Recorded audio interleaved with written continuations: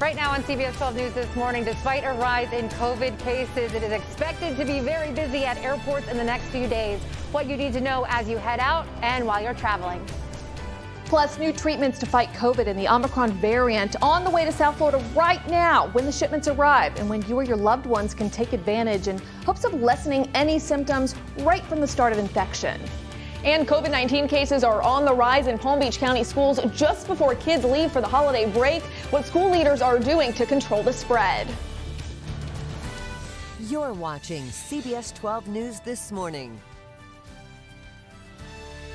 Well, it is finally a cooler start to the day. Good morning, everyone. I'm Sam Kerrigan in for Matt Lincoln. I'm Ashley Glass. We are loving the cooler temps after some rain yesterday. The temperatures have dropped. How long will this cooler air stick around, though? We better get over to Jen so that we can find out. Oh, there's a beautiful view behind you guys of the beach and starting to see the sun beginning to lift up a little bit, bringing a little bit of some twilight out there.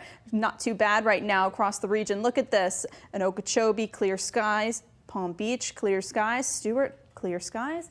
And cooler temperatures too. We're starting out in the middle and upper 50s currently in the Treasure Coast, 59 degrees in Stewart, 57 in Port St. Lucie, 60 in Indiantown, and sitting in the lower 60s in the Palm Beaches. Look at these nice cooler temperatures compared to this time yesterday when we were tracking rain and mild muggy temperatures. We're now sitting about 10, 13 degrees cooler since this time yesterday. So it is a very nice start to the day. We will keep temperatures in the lower 60s heading throughout most of this morning, but then into the mid-afternoon, or early afternoon, we'll be back into the upper 60s, struggling to make it out of the 60s throughout the day today. Look at these afternoon highs, only in the middle and upper 60s in the Treasure Coast, near 70 degrees along the Palm Beaches. Sunshine, pleasant and dry with a breezy northwest wind, 10 to 15 miles per hour.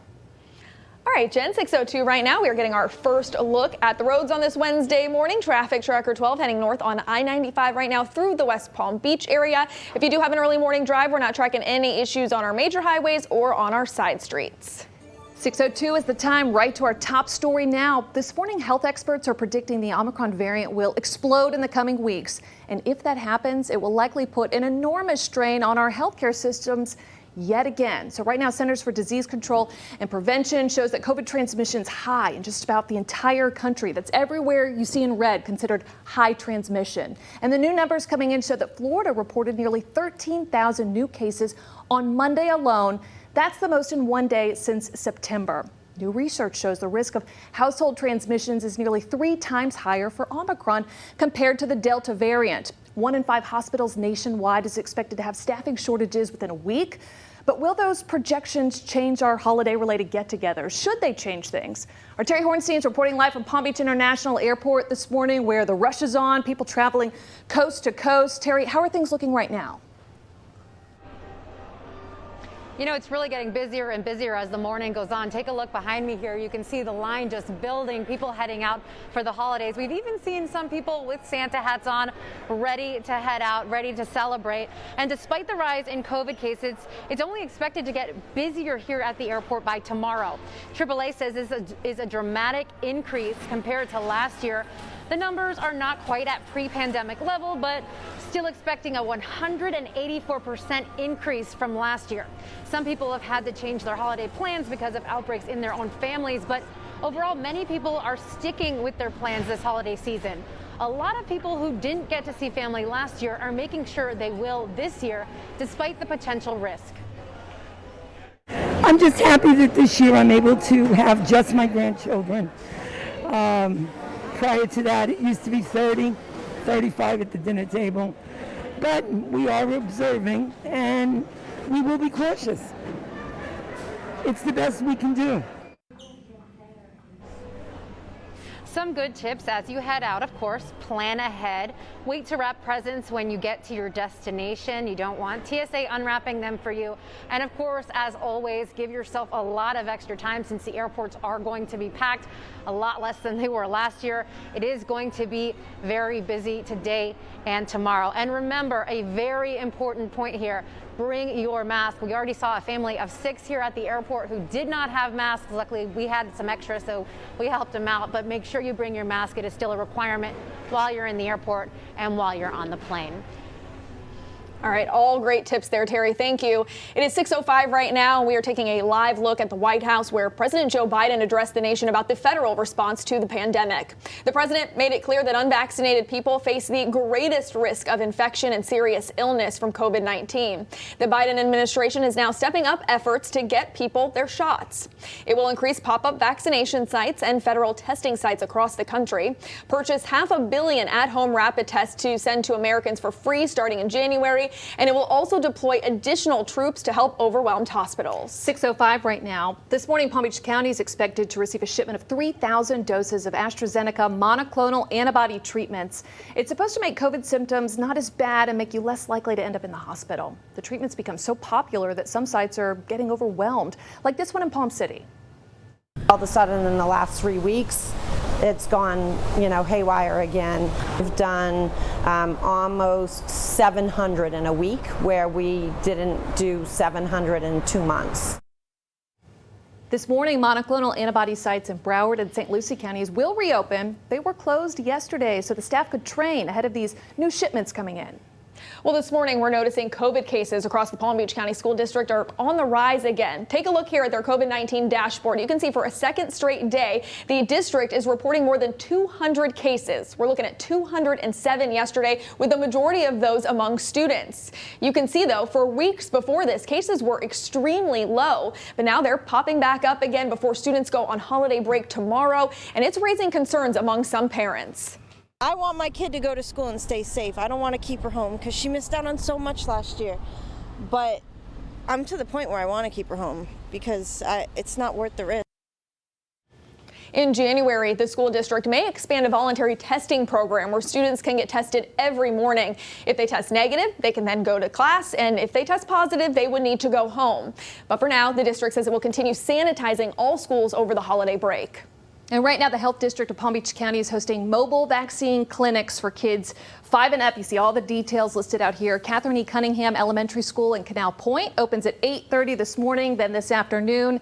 Gladeview Elementary in Belglade will host a clinic starting at 12:30. They're doing it a little different there. They're offering both the pediatric Pfizer vaccine and the adult vaccine. Parents, you will need to be there for your kids to get the shot, and you'll have to sign a consent form.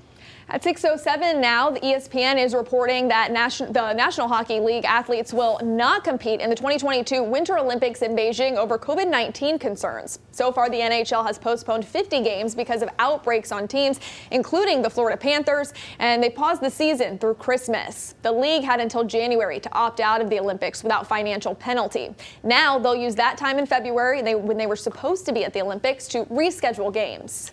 This morning, we're learning that Capital One Beach Bash in South Beach, it's canceled. You guessed it, because of COVID and the rising caseloads here. Organizers posted this on the website, letting everybody know what's going on, saying increasing logistical and production challenges related to the pandemic led to the decision. Capital One Beach Bash was scheduled for December 30th. Be sure to stick with CBS 12 News for complete coverage on the Omicron variant. We'll have updates every day for you here on air. You can also get more information about testing and vaccines online at CBS12.com and by downloading our free CBS 12 News app. 6:08's the time right now. Still ahead as we're getting you ready for the day ahead. You have to see this wild brawl. The whole thing was caught on camera at Miami International Airport. We're going to show you more of this, find out what started this whole thing, and how security will be handled this morning in case there's another dust-up. Plus, trees toppled on cars, roofs ripped off of homes, and one Florida community now in recovery mode after a tornado touchdown yesterday. More of the new video coming up in 5 minutes.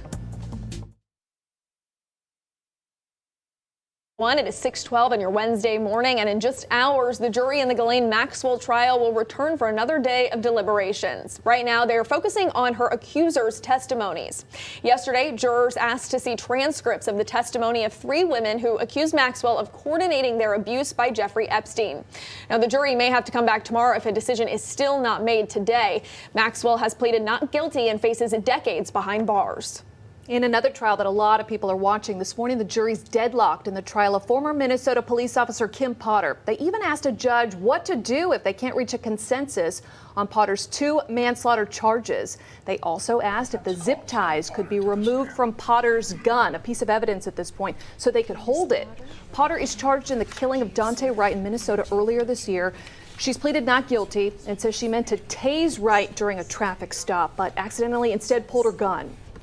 At 6:13, we are taking a live look at the nation's capital. This morning, we're learning former President Donald Trump will hold a press conference on January 6th, exactly 1 year since the Capitol attack. Trump issued a statement targeting baseless allegations that the 2020 election was rigged and calling the Capitol attack an unarmed protest. He says these topics and others will be talked about at the press conference on January 6th at Mar-a-Lago. Highly anticipated, happening just up the road from us, that announcement from former President Trump. 6:13 is the time right now, and this morning we're learning former National Security Advisor Michael Flynn's taking legal action against the House January 6 committee. Flynn's suing to block the U.S. House subpoena that's calling for his phone records. It's the 8th court challenge against the committee investigating Trump's attempt to overturn the 2020 election. So Flynn argues the committee is violating his Fifth Amendment right against self-incrimination by asking for certain documents.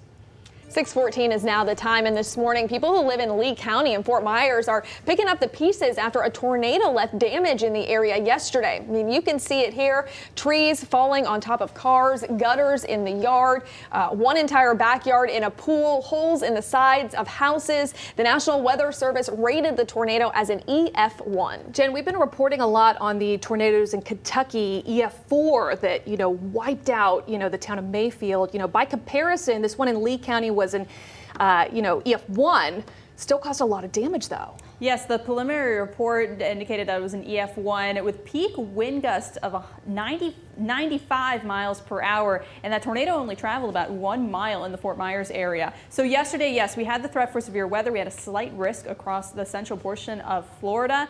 And we were saying that we could have 1 or 2 isolated tornadoes, and that did happen along the West Coast. Here's a look right now out of Palm Beach International Airport. Such a difference compared to yesterday. Not tracking any rain out there, but we are tracking the cooler temperatures. Walking out the door this morning, you're going to notice it. It's a little bit more refreshing out the door as well. 60 degrees currently in West Palm Beach, 55 in Okeechobee, 57 in Fort Pierce. Look at the clear skies that we have right now. Maybe a few isolated clouds out there, but by mid-morning, we will see plenty of sunshine moving back into the forecast. Look at this, warming back up into the mid-60s by 10 and 11, struggling to make it out of the 60s this afternoon. We will only reach right around 70 degrees in the Palm Beaches this afternoon. And look at this, cooler, drier weather sticks around as we head into Thursday, even Friday, and then even into Saturday and Sunday before a little bit more humidity moves back in heading into next week. So for today, temperatures in the upper 60s, lower 70s, sunshine, pleasant and dry. And for tonight, look at this, temperatures in the upper 40s along the Treasure Coast, a little bit on the chilly side. Coming up, I'm tracking your travel forecast across the nation. That's here in just a few minutes. All right, thank you, Jen. At 6:16, we want to take a look at how things are going on our roadways so far this morning. Traffic Tracker 12 heading north on I-95 right now in Martin County. This is a look in the Hobe Sound area where we are not tracking any problems for your drive. 6:16 is the time right now. And this morning, 2 men are facing charges after getting into a brawl with police at Miami International Airport. These are the brand new mugshots right here. Police say it all started after passengers were told their flight was canceled yesterday. It got wild. The whole thing caught on camera. Let's bring it full so you can see it here. Authorities say one of the men who was arrested jumped in front of a golf cart inside the airport, sat on the hood, refused to move, and got into a fight with a police officer. You see it here, the crowd gathering as the police officer pulled his gun and called for backup. No shots were fired. The 2 men were arrested. Officials say there will be extra officers at all the airport terminals today, just in case there's any more violence. 6:17, and this morning, Parkland parent Manuel Oliver is back in Florida after spending 2 weeks in Washington, D.C. in a push to prevent gun violence in the United States. He tweeted right here that he will be back next month to make sure President Biden declares an end to gun violence during his State of the Union address. After standing outside the White House for 2 weeks, he finally got to meet with members of the Biden administration, but not the president himself. Oliver lost his son Joaquin in the Parkland school shooting nearly 4 years ago. This morning, we're learning the city of Fort Lauderdale just got some high-tech help and a cash boost to try and stop gun violence. The city was chosen to receive about $500,000 in federal grant money. It will help establish the Law Enforcement Crime Gun Intelligence Center. It's a fancy name with a big purpose. The high-tech program involves bullet fingerprinting, and it will enhance gun tracking across the city and sync it up with a growing national database. All of this was the goal to help crack more cases of gun violence. 6:18 now, and still ahead this morning. Despite a drop in Palm Beach County's unemployment rate, one industry is still struggling to bounce back from the pandemic. We'll tell you where workers are really needed this morning. And then how to do less so you don't end up with more stress for the holidays. I'm so stressed I can't even get the words out. Parents, this is a report I need to hear this morning. I bet you do too. It's all next.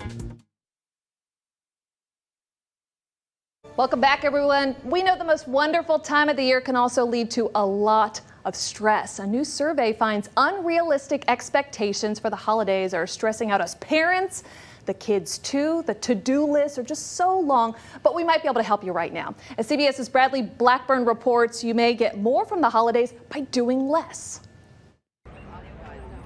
Mom Stephanie Mortimer knows the holiday season can be hectic. She's squeezing in some shopping with her son Eli and their friends. We have to decorate the house, we have to get all the gifts, we have to make sure the kids have a memorable holiday. In December, it can feel like the to-do list is longer than Santa's list. Do you ever feel a pressure to get it a certain way? For sure, yeah. And then you're not sure if everybody always notices, right? A new C.S. Mott Children's Hospital national poll finds parents are worried their holiday stress may be taking away from holiday joy. A lot of them feel like that has a negative impact on their child's enjoyment of the holidays, and that's just so unfortunate.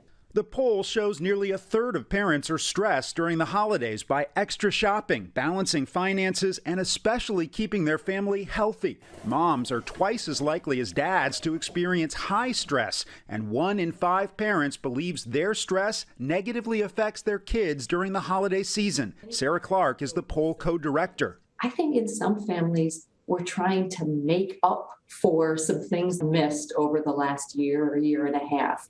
And I don't really think that's the approach that is going to be most helpful. Experts say to make the season brighter, sit down with your family and ask everyone what they really want from Christmas. Keep your favorite traditions alive, but think about which activities you can cut or minimize. The presents and the holiday spirit and the meals, I guess.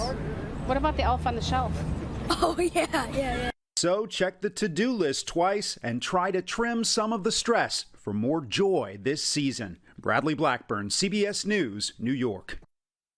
Trim the tree, trim the stress, but whatever you do, like that kid said, don't get rid of Elf on the Shelf. Yeah, absolutely the elf not. has to stay. Or the Christmas music. That'll really help ease the stress as well. Yes, there you go. Keep the elf, play some music, it's all good. Absolutely. We also don't want you to stress this morning about any of your holiday travel plans. So listen to this. This morning, millions of Americans will be hitting the road for the holiday season. And according to AAA, more than 109 million people will travel 50 miles or more starting tomorrow. So if you plan on driving, data shows traffic will be the heaviest from noon to 6 p.m. tomorrow, and the worst time to travel on Friday, which is Christmas Eve, is between 2 p.m. and 6 p.m. And the worst time to travel anytime, Jen, is if the weather's bad. What's the travel forecast? Well, here in the southeast, the weather will be fantastic for driving and even flying too. No weather delays. You'll probably have to deal with the delays in the airport, though.